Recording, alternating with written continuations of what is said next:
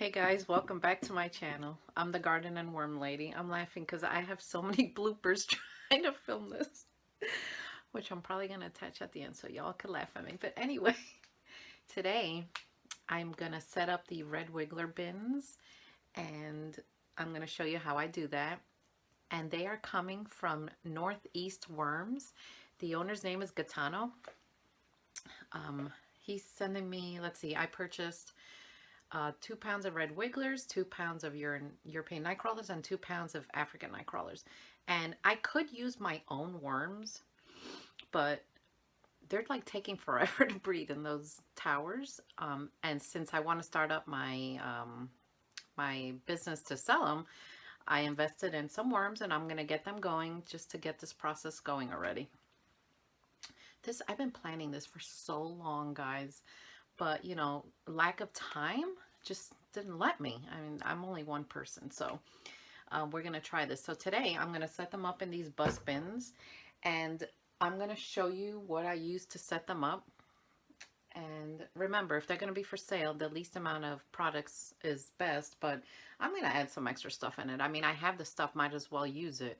I also have the rabbit manure that I get on eBay from a guy who sends it to me in a bag dry. He will send it to you wet if you want to, but if you're going to use it indoors or anywhere where if it's wet, it's going to be smelly. It just is.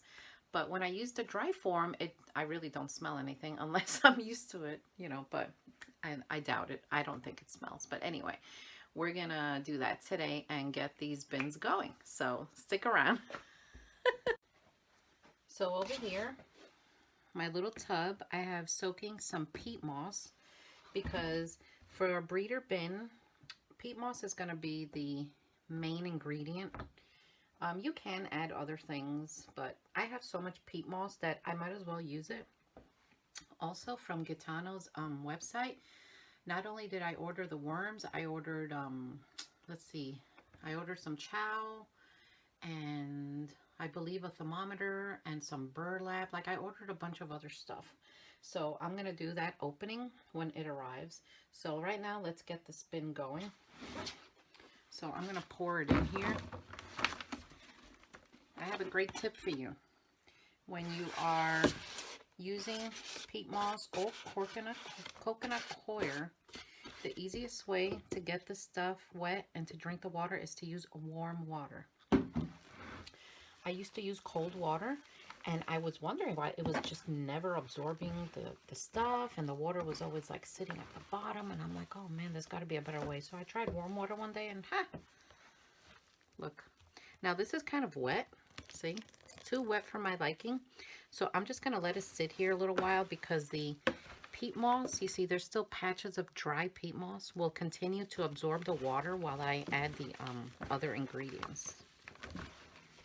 Luckily, I have another laundry room down here with one of those sinks so that I'm able to access water really easily down here and wash my hands because obviously it's a messy process.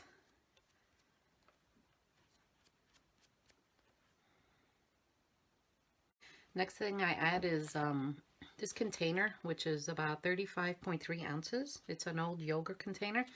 I add about half a container of mushroom compost. They like it.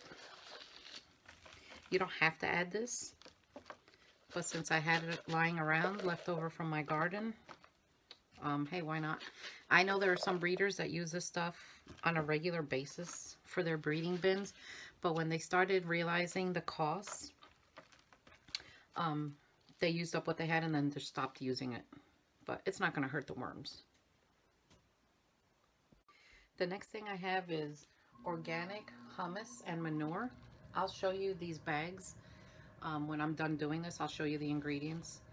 They also like this, and it's kind of, it's not broken up really well. It still has like a lot of little pieces, but this will be not only bedding, it'll also be food for the worms.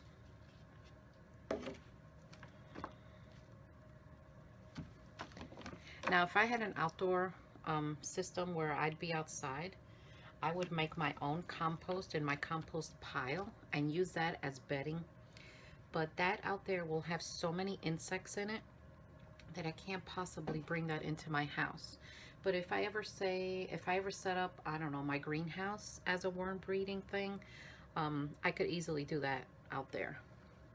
But I would probably only try that with the Alaskan ice worms and possibly my red wigglers. I would never do that with African night crawlers. They will definitely die, and I'm not even sure about the Europeans. I don't think they could handle it either.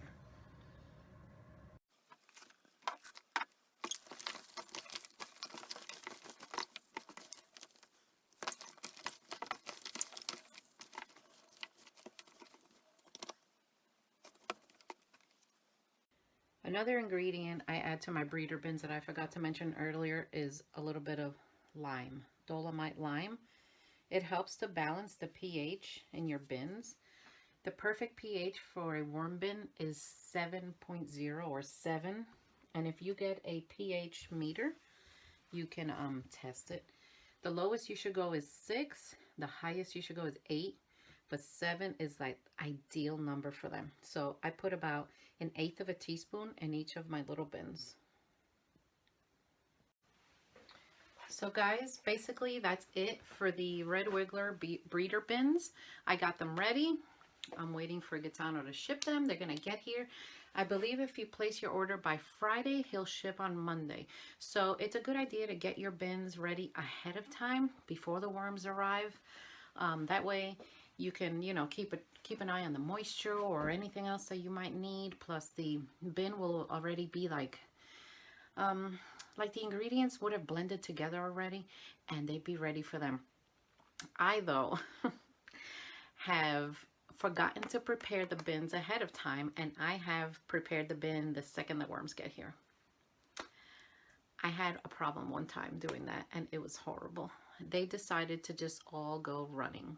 Big African night crawlers everywhere. My kids came down to the basement. They're like, Mom, there's snakes on the floor.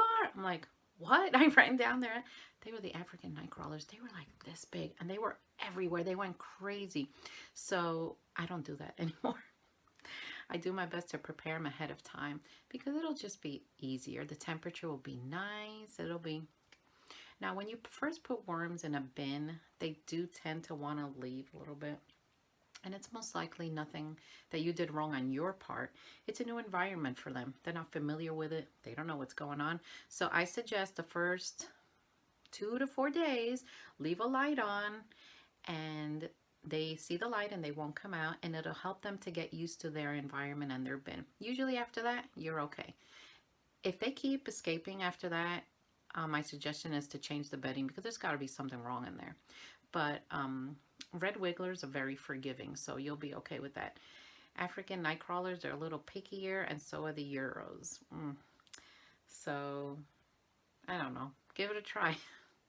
I'll keep you updated when these worms arrive, and we'll do an unboxing of all the goodies I got. So, I'll see you guys next time. Take care. Go start a worm bin.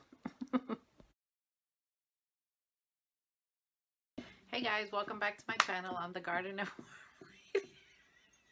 Stop making me laugh. Hey guys, welcome back to my channel. I'm the Garden and Worm Lady.